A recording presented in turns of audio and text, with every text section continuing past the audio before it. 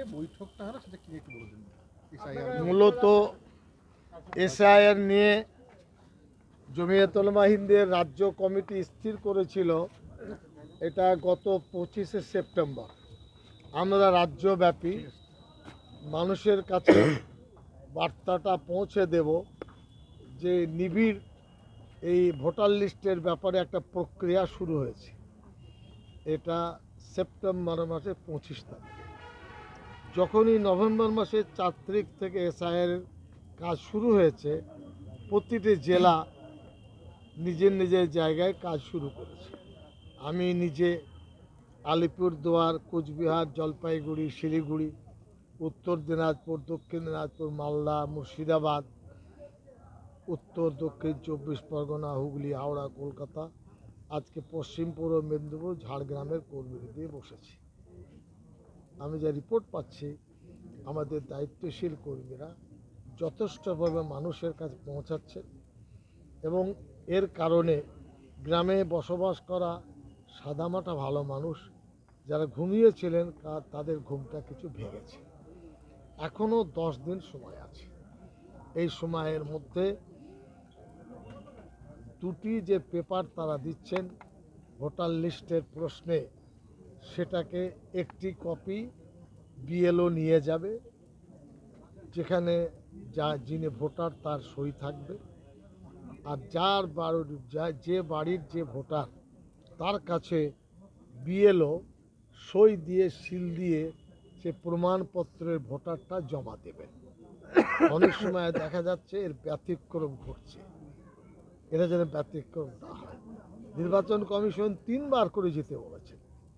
আমাদের কর্মীরা জিজ্ঞাসা করবেন 3বার এসছেন কিনা। এখনও 10 দিন সময় কাজে লাগাতে চাইছে। আমরা বিজেপি চাইছে নির্বাচন কমিশনকে সামনে রেখে যাতে ভোটার তালিকায় পশ্চিমবাংলায় কিছু একটা করা যায়। সে কারচুপি হতে পারে, ভোটার তালিকা থেকে মানুষের নাম বাদ দেওয়া হতে পারে, অথবা জালি ভোটার ঢুকিয়ে দেওয়া হতে পারে, আসল ভোটার বাদ দেওয়া হতে পারে। আমাদের এই আন্দোলনমুখী কার্যক্রমে আমরা অনেকখানি সাবধানতার পথ ধরতে পারব। কোথাও কি কোনো সমস্যা হচ্ছে? এই চারিদিকে আত্মহত্যা হচ্ছে, প্লাস বলি, এটা হলো একটা মানুষের আতঙ্কের পরিবেশ মিডিয়া করেছে। আতঙ্কের কোনো প্রশ্ন নয়। উচিত ছিল নির্বাচন কমিশন ট্রেনিং দেবে, উচিত ছিল, সে নির্বাচন কমিশন করেনি, সেটা তার দায়িত্বহীনতা। আমি পরম্পরায় ভারতবর্ষে বাস করছি 10টা যুগ ধরে। আমার বাবা, আমার আব্বা, আমার আরও কেউ, আজকে আমাকে প্রমাণ দিতে হবে? অনেকের কাছে প্রমাণ নাও থাকতে পারে, কিন্তু তার বাড়ি আছে, তার ঘর আছে, তার জমি আছে। মানুষ হয়তো কাগজ ঠিক রাখতে পারেনি। এই আতঙ্কের প্রশ্নে নির্বাচন কমিশন যেভাবে তাদের ট্রেনিং দেওয়া দরকার ছিল তারা দেয়নি। এখনও সময় আছে, নির্বাচন কমিশন ওয়ার্কশপ করুক, পাবলিককে বোঝাক যে আপনারা এই করুন, ভয়ের কারণ নেই, এই করুন, ভয়ের কারণ নেই। কোনো কারণে কেউ মারা যাবে, দুঃখের কথা। মুখ্যমন্ত্রী বলেছেন, প্রোটেস্ট করেছেন, তিনি কাটছেন, তার বলার একটা দিক আছে। কিন্তু আমরা কি পারবো এই আপনার নিয়মতান্ত্রিক যে সুযোগটা তারা দিয়েছেন তার বাইরে এগোতে? এটাও আমরা ভাবছি। আমরা মানুষকে সচেতন করছি। কেউ যদি আতঙ্কিত হন, বিএলও আছে, তারপরে যা ধাপ আছে, প্রতিটি জায়গায় যাব, বিডিও অফিসে যাব, এবং বিশেষভাবে 9 ডিসেম্বর থেকে 9 জানুয়ারি খসড়া তালিকা প্রকাশ হলে আমরা কিন্তু বিডিওদের ঘুমাতে দেবো না। খুব পরিষ্কার, গ্রামের মানুষ জেনে নেবে তার নামটা এসেছে কিনা। না আসলে ওখানে ধস্তাধস্তি হবে, এই পরিষ্কার কথা। কারোর নাম বাদ গেলে কেউ তো ছেড়ে কথা বলবে না। আমরা সে আবহাওয়া তৈরি করছি। মারামারির দরকার নেই, অফিসে যান, চার্জ করুন যে আমার নাম ঢুকেছে না ঢোকেনি, কেন ঢোকেনি। আর বাড়ি বাড়িতে বিএলওর স্বাক্ষরকৃত ওই ভোটার লিস্টের কপিটা আছে না নেই, এটা মানুষ বুঝেনি, এটা তাকে দিতে তারা বাধ্য।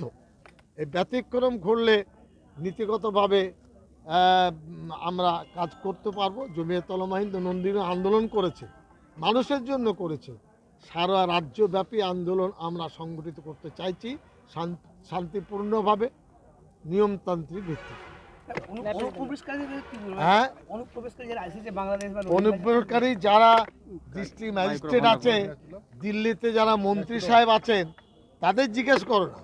আমি তো কলকাতায় থাকি, ওই 2200 কিলোমিটার বাংলাদেশের বর্ডার, দক্ষিণ 24 উত্তর 24 পরগনা, নদিয়া, মুর্শিদাবাদ, হুগলি, হাওড়া, ঢুকে কি করে তারা? এটা তো এটা মিডিয়া থেকেও বলে না।